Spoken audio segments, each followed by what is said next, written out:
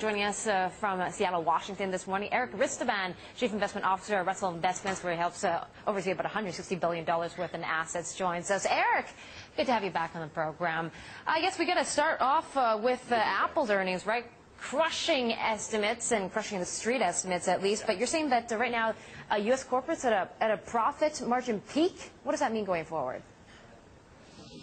Well, yeah, not every company, and Apple's number today indicates that they may still have some upside, even though they are up 48% in return for the first quarter of this year.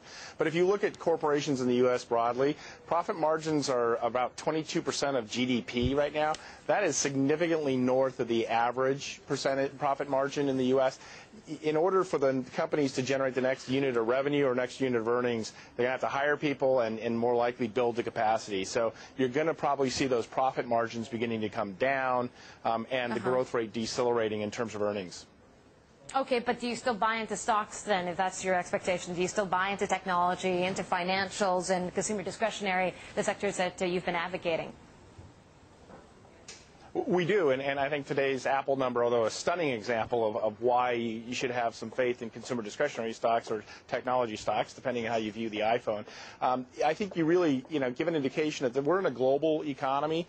China is probably going to grow at about 8%. A lot of U.S. companies, a lot of global companies have an ability to access that global growth rate, which we think actually will be relatively modest but positive this year, as long as Europe doesn't completely derail us. Yeah, so going forward, are markets still going to head upwards? Is that what you're saying? Well, I think that if you're going to see markets move up from where they are, valuations are pretty much at fair value given the level of earnings. What you're going to need to see is probably multiple expansion this year. But if the market becomes more confident in the ability of companies like Apple to continue to generate earnings for the next year, 2 years, 3 years, what you're likely going to see is their willingness to pay a higher price for those future revenues today, and you'll see some multiple expansion. At this point in the market cycle, we often get multiple expansion driven by an expectation that we're going to have some kind of economic stability on a global basis. Okay, and do markets still go up, given your expectations that there is no QE3 and then Operation Twist comes to an end in just a few weeks' time in June? Absolutely. We think there's more room for stocks to run. It's going to be a bumpy ride. There's a lot of risks out there to look at, but we're a multi-asset investment management shop. Right now, we like equities relative to bonds on the margin, but we think that equities are good value. We think they're going to continue to move upwards from here, but not in an unbroken line. Okay, but what about the European situation? I mean, that's come to a head this week, right? Again, roiling markets, and people are concerned, is this going to be a repeat of 2011 when you have so much backlash, at least with these budget cuts and austerity measures?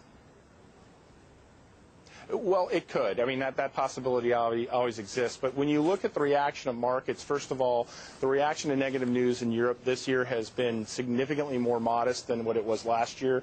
And I think importantly, when we've seen this flight to quality as the treasuries have rallied in the U.S., we have not seen credit spreads widen. So what I think we're really seeing is the market forecasting the fact that Europe's in a recession, which we've been saying they've been for 6 months. But I think the rest of the markets now realize that Europe's in a recession, and they now need to figure out how to get their growth numbers up.